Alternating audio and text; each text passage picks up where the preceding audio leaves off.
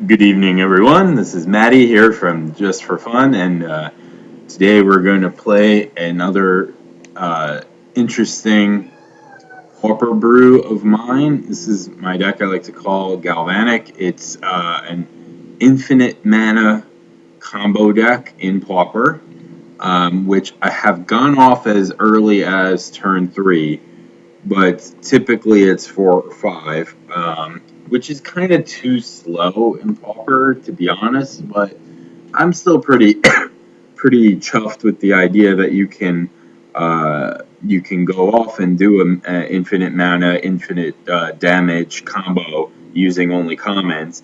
I'm not sure about the treasure cruise in this deck. Actually, recently I just changed that right before I started recording. That was amass the components before. And we're going to try out Treasure Cruise, see if it works. If not, we can go back to amass. But you do get loads of mana in the deck, so it's good to have a draw 3 in order to get whatever you're missing. Now, you'll notice that this is very redundant, this deck. So let's go over how the combo works. Well, you get a few of these Wild Growth, Utopia Sprawl, Fertile Ground, or Verdant Haven all produce multiple mana on one card, which is why we need so few lands in this deck. Also, we have Arbor Elf,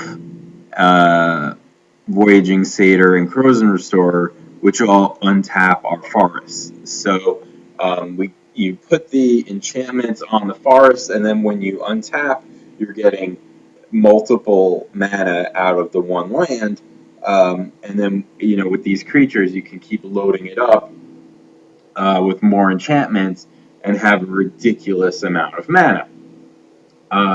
What do you do with all that mana? Well, in order to go infinite, you need one of these, Freed from the Real, which can, as long as the land is producing more than one, you can untap the creature every time and retap the land and so on and generate infinite mana.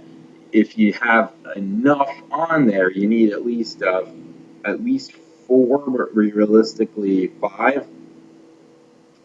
If you have a Galvanic Alchemist soul bonded to one of the mana producers, you can do the same thing. This guy's also okay because he's a 1/4 and he blocks a lot of stuff, so it keeps you alive until you're able to put everything together. So what you really need is multiple of the mana producing enchantments, at least one untapper, at least one of these 8, and then eventually an X spell to blow up your opponent. Now, Rolling Thunder is an insane card that I have no idea how it was printed as a common. If you reprinted this now, it would be constructed playable, I'm fairly certain, just because of the way it stacks, and you can just remove lots of targets all at once. So you can use it as like a Plague Wind if you don't have infinite assembled and you just have a bunch of mana, or you can go to the face for lethal. Kervik's Torch is also very, very good, and kind of hates against counter spells a little bit with that other clause on there. Verdant Haven is especially good in the deck, even though it costs 3 because it gains you a couple life and keeps you alive while you're drawing. And then we have Brainstorm and Cruise to go along with our fetch lands here to draw into our combo. And because we have, you do need a lot of cards to assemble the combo, but there's so many of each redundant that it makes it a lot easier than you think. So we're going to give it a shot. If in any of these matches we go off at least once, I would consider that successful. This is clearly a just for fun deck. This is not a competitive deck, even though you can blow people up on turn 3. That doesn't happen. It's not very all the time. It's not really very consistent.